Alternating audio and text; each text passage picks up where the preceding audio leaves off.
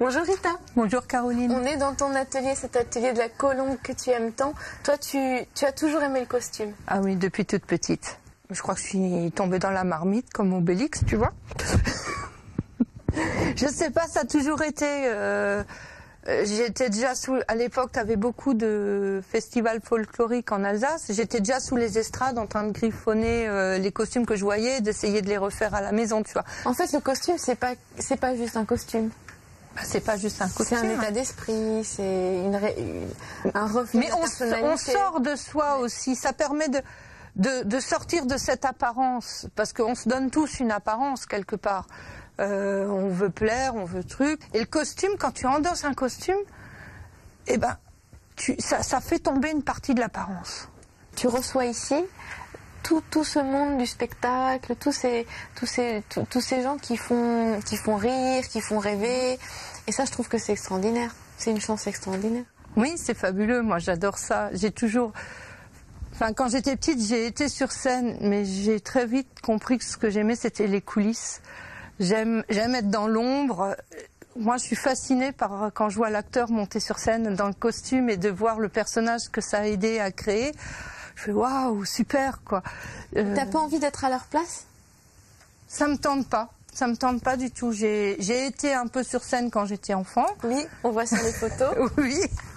Alors où est-ce que c'est ça? Alors ça, c'était là, c'était à Madagascar. J'avais 9 ans.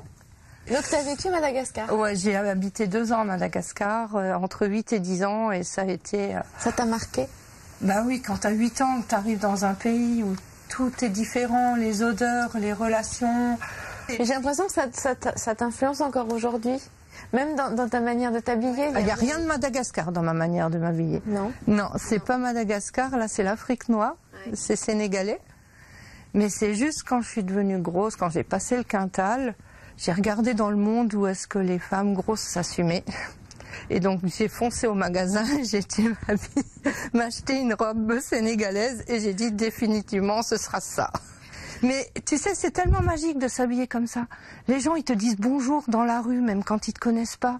Ils viennent te demander, enfin il y a toujours un dialogue qui se fait, on vous dit oh vous avez de la chance, vous habillez comme ça. Mais vous pouvez, c'est juste s'habiller. Et puis tu aimes bien les défis. Ça, c'était un ballet à Paris?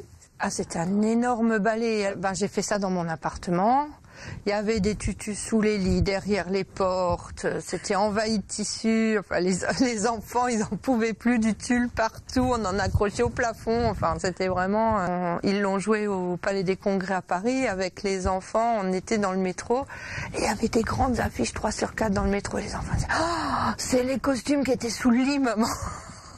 Ouais, mais bon, il y avait d'autres choses, tu vois, là par exemple ça, c'était aussi un gros truc, c'était Gargantua de Flash Marionnette.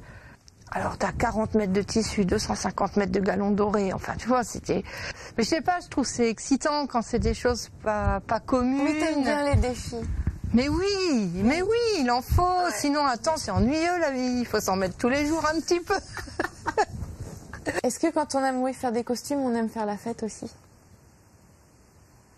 Écoute, il y a un moment où j'aimais bien, mais c'est vrai qu'avec Karim, on s'est tellement enfermé dans le handicap que du coup on... Oui, on va parler de Karim. Ouais. Donc tu as 3 enfants? J'ai 3 enfants, une fille, 2 garçons, et puis Karim, celui du milieu, il est handicapé mental, voilà.